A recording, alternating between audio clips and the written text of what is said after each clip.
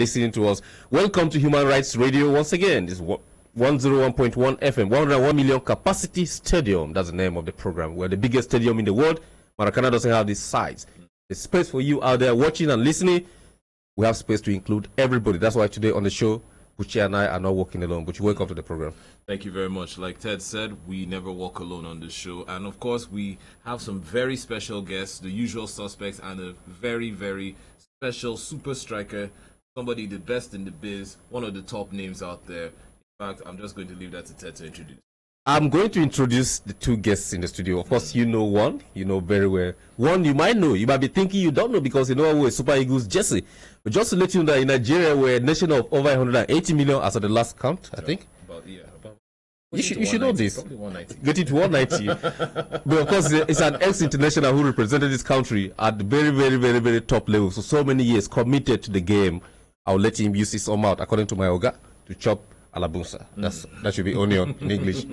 Welcome to the Stadium of Human Rights Radio. Before we get to the guests, let's briefly, Buchi, talk about one or two things, and then we'll get straight to the conversation we're going to have with them. Yes. Anthony Joshua is still talking. Deontay Wilder. When are we going to have this fight? No, I mean, right now, the story is Eddie Hearn is actually saying if Deontay Wilder and the Anthony Joshua fight are to actually take place, we need to avoid any kind of fantasy. We need to avoid any kind of... He has already started it by, promoting boxers within his own camp, trying to be the biggest promoter around and all that. He's setting up the fantasy, so why is he running away from it? No, he's not setting up the fantasy. He's actually, it's sort of like he's bidding. This is the best, fastest fingers first, and what will bring in the best or biggest revenue. Right now, it that's seems like money for him. Of course, the promoter has to think about good you himself admit first. That. The promoter has to think about himself first, of course, and then think about what his clients bring in. And right now, AJ is his biggest client. AJ is the biggest name in boxing, and he's looking for a lot of other names to pair up with AJ. AJ has actually come out to say, and to attract brands for the sponsorship. We reported this a few months ago. AJ came coming out to say that, in fact, there are no big names in that category, not to a heavyweight category. Now he's having a lot of people come out to say they want to fight him. Wilder wants to fight him. There are two belts out there that he needs to get. Exactly. So there are two more belts for him to claim. Of course, heavy is the head that lies the crown. Sure. Right now, AJ is the king. Deontay Wilder seems to be making the loudest noise right now, and probably might even be the biggest pot at this point in time. I mean, especially with his thrilling, first round, I think it was 96-second knockout. Yeah, 96, exactly. Of Striving. Yeah. Just, he seems to be the biggest name right now out there. And so, of course, Eddie Hearn has to, let's just cut through all the noise. We don't want any kind of... Let's get to the fight. And let's get to brass tacks. I think that's what he actually means by let's avoid any kind of fantasy. If we're going to set up this fight between Deontay Wilder and Anthony Joshua, let's just forget all the fantasy and let's get down to brass tacks. It doesn't matter where this fight takes place, but if the sports authorities in Nigeria are really, really serious about sports, excuse me, they should thinking of bringing AJ to fight in Nigeria. Can we do that? It's possible, yes. It's possible. Very, very possible. Don't worry, hold it. One of our guests on the program is going to give us details about the prospects, the possibilities of running sports ministry in Nigeria to the benefit of the youth and everybody there. Of course, let's go to tennis and then cut off from there straight and come to our guest. Rafa Nadal is still not sure of participating in the ATP World Tour Finals. That starts from Sunday about this because of his knee. He's saying if the knee is fine, he might be. He has already been drawn against some other players. Yes. And I've not heard of any standby that is waiting just in case. It could be Isna, it could be De Potro, in case Rafa doesn't. I think there are more than enough standbys if Rafa doesn't step in. It's just, I think what will affect the ATPs, the tours, is someone as prolific as Rafael Nadal, who is the world #1, who actually went out. We all said it. We said it here. He went out of his way to make sure to ensure that he finished this year as world #1, to the detriment of his own detriment, to his own detriment. Injuring his knee and all that, and now he's not sure and taking place. I think, to be honest, if this ATP Tour Finals was something that would influence his ranking, he would be there. Even if he had to play with one leg, he would actually be there. But right now, it's not affecting it, and everybody's looking towards Brisbane. Brisbane is just around the corner, sometime in January. That's where he has to be. So he wants to be at his top, tip-top shape. It'd be a joy to have him at this competition. I think promoters, I think sponsors would love to have, especially you have the world number one, world number two, you have the top names in the ATP season this year in this competition. Do you think Rafa will sacrifice the finals, ATP Tour finals, to rest and prepare himself for Brisbane? Of course. He will. Definitely. Rafa that I know. No, if he has Rafa that I know, you're going to see him on Sunday. Just watch. I'm not saying he's not going to be there. Yeah. I'm not going to, and he's saying himself, it's all touch and go with his knee right now. I'm not saying he's not going to be there. Of course, Rafa will. If he can, he will. But he's also looking at the ATPs in Brisbane, starting the new season. He has to look that way too. So these are the things that he has to consider, and his management team has. All right, this is the stadium on Human Rights Radio, 101.1 FM, 101 million capacity stadium, the biggest in the world. Anywhere, Kotos, go and search, go to any search machine. You can't find a stadium as big as this. We have on the program today with us our regular suspect, D1, Dayo Awoni, G1 Sports. And then we have our big brother, our very big brother, Ibrahim Aminu, ex-international. A lot of caps to himself, even though he's not wearing a cap today, but of course, he has a lot of caps to himself. Has represented us at the highest level in the game of handball, has worked as an admin person in the federations as well. He has in-depth knowledge of how sports is run in this country. You're welcome, sir. Thank you very much, Ted. D1, you're welcome back. It's my pleasure to be here again. How was your trip? You came back by road. What happened? I experienced turbulence time on the road, but definitely this is the game of sport, and we must be there to report for the stadium, which happens to be the best stadium in the whole world. Exactly. So we have no excuse than to go out there and get better information for our audience out there. Exactly. Thank you. I'm gracious. I'll start with you, Oga Ibrahim, our big brother. A couple of days ago, we covered that yesterday. Yes. The president presented a budget of the country 2018 before the joint session of the National Assembly, the Senate and the House of Reps. And feelers I'm getting is that we don't have a clear-cut image of what is supposed to go to, what's allocated to sports.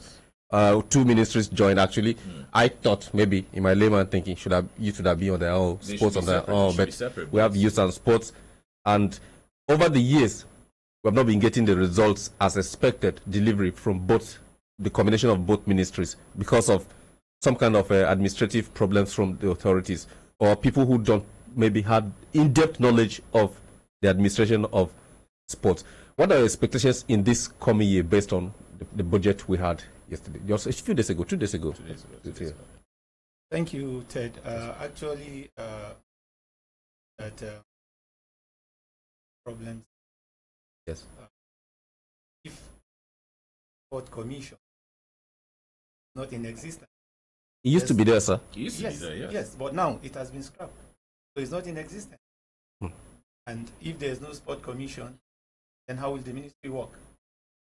Just like you building a school. Yes. And then you say there's no principal office, no teachers office. Staff room. Yeah, staff room, thank you. And you said the school will be run from the Ministry of Education. Or from the proprietor's house. Yes, or from the proprietor's house. How will the Commissioner for Sports come and run this? How will the Commissioner for Education yes, will come and run the school directly from his office? Definitely, you must have a principal office, then a staff room. So, sir, you're saying that the scrapping of the commissions in the ministry under the Ministry of Sports is affecting sports and youth development in the country now as it stands? Yes, it's affecting, because when you look at it, last 2015, yes, there was a youth games. Yes. In Samoa, yes, which represented Nigeria was and won there. a lot of lorries. Exactly. Yes. This year there was the same tournament, and Nigeria couldn't go, and there was money appropriated for it, about 240 million. Wow. For a tournament we did not participate in. Yes. Money was appropriated for it. Yes, the money was approved, 240 million by the CNC. And nobody is asking questions, where is the money? And our youth are still just running around the street. We're asking those questions here on the stadium. It's something we have to look out for. That's something we should know where these monies are going. Chunks of money going out. Some money appropriated for media and all that. And they go to cabals that have formed themselves into ogas in sports. It just seems to me that these monies that are appropriated, now it seems like youth and sports seems to be some kind of dumping ground or some kind of backdoor channel that these monies are appropriated for these games, for these competitions, and just magically disappear. Nobody's asking the question. And how are you taking up nationalities in other countries to run? So what is the state of? Let me take you to the game that you have represented Nigeria in for so many years. We have been talking about the fact that we have been focusing more on football in the country of recent. Even though sometimes you go to tournaments and forget the jerseys, but it's it's one of those things. What is happening with handball? That is part of people who don't know what sport is all about. You can't go to the farm and forget your tools at home. Yes, that's true. That's true. What is the state of handball in Nigeria at the moment? Since when was the last competition before you called it quits with the game? When was your last participation? Yeah, my last participation was in 2007 in Saudi Arabia, Al Hilal Handball Club. You have a record to have been one of the youngest persons to represent Nigeria in handball at the very age. Okay, let me not announce that so that people know. You are very, very young. Actually, I got into the national team as far back as 1991. Wow, that's a long time. Yeah. So why are people like you not heading? What do I call it now? The federation, the handball side. It's not only you, because you had teammates, you had colleagues that were there. You had coaches that are probably some indigenous, maybe a few foreign inclusions. So why is handball die? Handball used to be a very good. I played handball when I was young, but not as good as you. So I didn't try. Let me confess. In a school, it used to be a sport in the inter-house competitions in schools those days. Yes. Of recent, it has died because some schools exist in one-story building. There's no playground for children. They can't even do sports. What we used to call PHE those days is dead. It has affected games like handball. What do you think is a way forward, like in that regard? Yeah, actually, like what you rightly said, handball used to be even before football. Yes, that's true. That's you true. understand? Yes. And then suddenly, because of administrative problems, just like what is happening now, ministry, you're not putting the right peg in the right hole.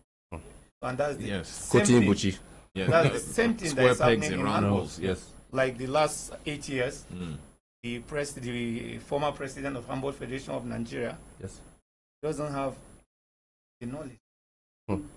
And when you give a sport to run by somebody who was not a sportsman or who has never been a sportsman, or he doesn't know the pains. Yes. You understand? He doesn't know what sports people feel. He doesn't know how it pains. But if you give an administrator that knows about sports, an ex-international sportsman, then definitely you get the result. Because he was once a player, he knows what the player needs. He knows how to pet a player, and he knows how to get a result out of a player. On the program here, D1 had suggested, he mentioned it was on a caller, one of our regular callers, I think Rosalie, Chelsea's first lady, and Suleiman also said Mr. as well about ex-internationals heading federations. D1 had mentioned that why can't we have a minister of sports from one of the ex-internationals like now you can see that we shouldn't mention names. Yes, sir. But in 2015, we have a director general in the National Sport Commission. And I believe that Nigeria recorded a huge success when he was the DG of the National Sport Commission. True. That was the first time Nigeria recorded a success ahead of South Africa in all African games. Wow. They have always been up in South Africa, Egypt, and even Morocco. Yes. But with the coming of the former DG, a lot of things changed. Yes. I could remember he used to say, medals are not won in the office. He's always in the field. On the field, yes. Going to his athletes, talking with them, asking them, and that is what a player needs. An athlete needs that motivation, that presence. He needs that motivation from his boss. You understand? But in a situation whereby you hardly see your boss. You see him on TV. You see him on TV. Page some newspaper. No, Mr. D1, I wanted to ask. I mean, this is something that has just crossed my mind. Based on what Oga is saying right now, I mean, we here, we represent the fourth estate of the realm as the media, as journalists, as sports journalists. Why is it that we don't get more of these stories, especially these contents, especially from like ex-internationals, especially from people within the ministries? Why can't we get this content out there? Is it that people are just blind to that fact, or is it something that is deliberate? Is deliberate? Is this something that's just there's some kind of blanket cover for it. What would you say to that? I think the major problem we are facing in this country is that many people, they don't want to come out and talk so that they will not be named as the black sheep.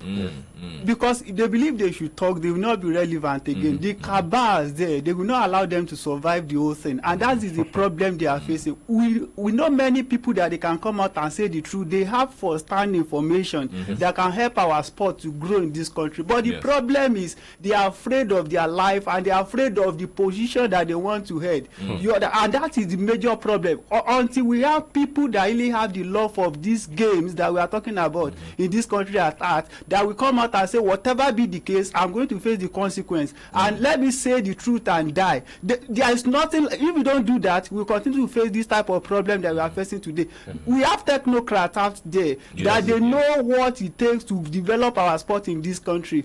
But the major problem is these sensitive positions is always being given to political followers, people that support them during campaign. They want to say, okay, let me use this one to compensate you, so that we not feel like it's as if you are inferior.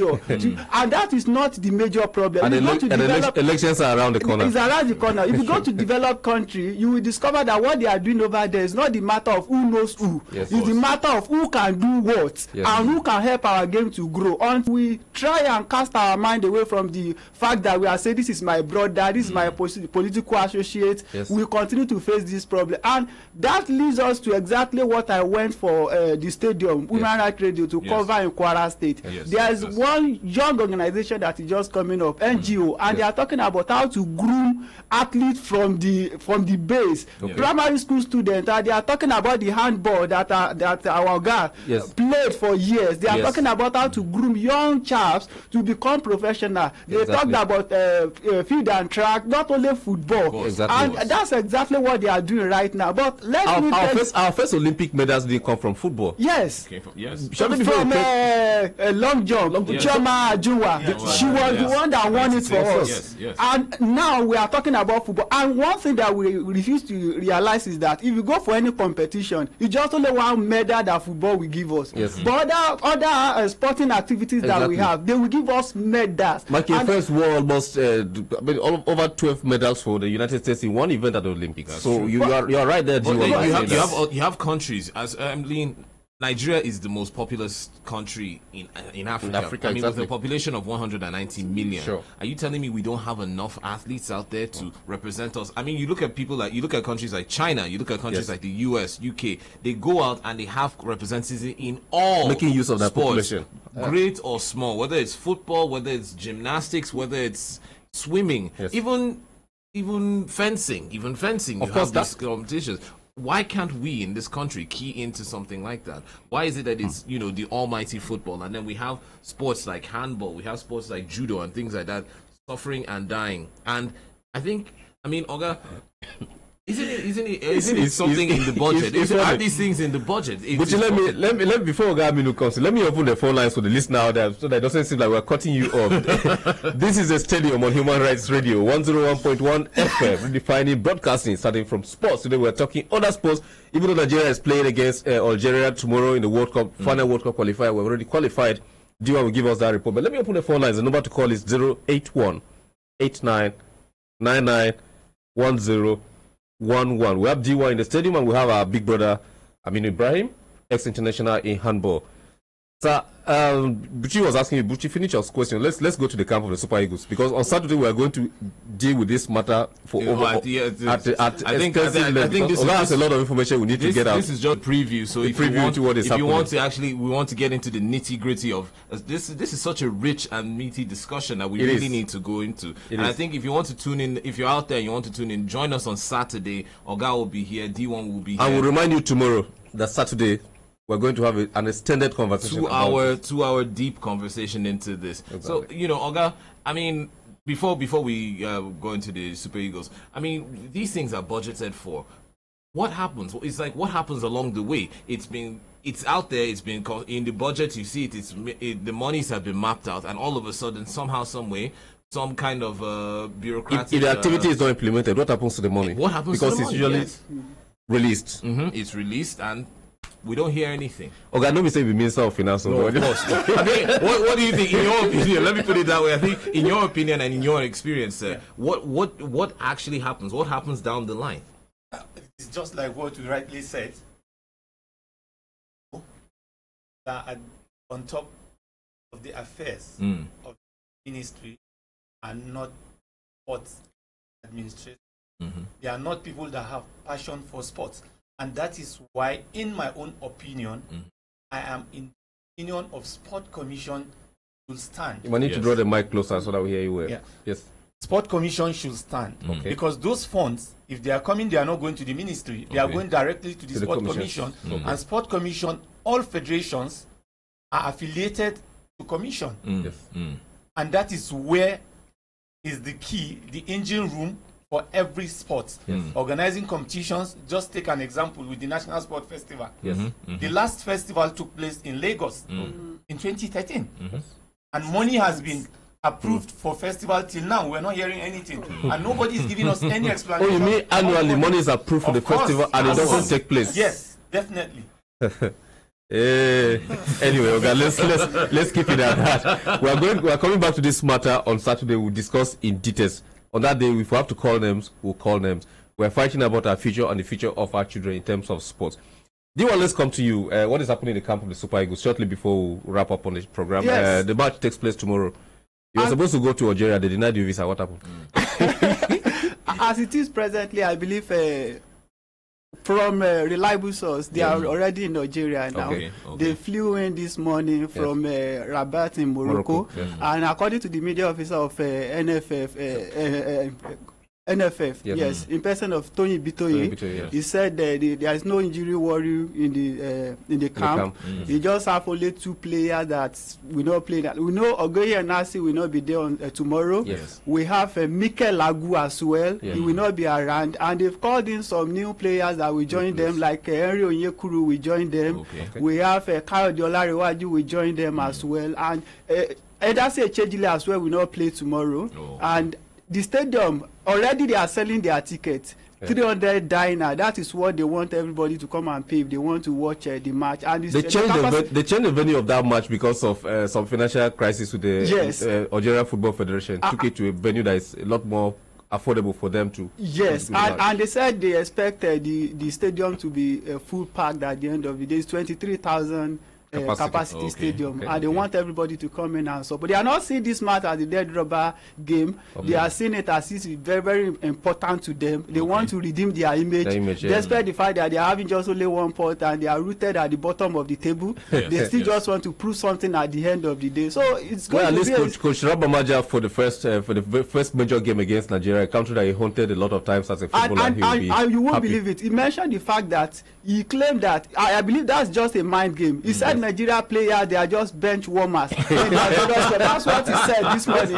That they are all bench warmers, that they are just coming for a jamboree. No people will go and won't bench in Russia. Why he wants the bench back in Algeria? That's what he called us this morning. So from there, after tomorrow's match, they will travel to for the friendly against Argentina.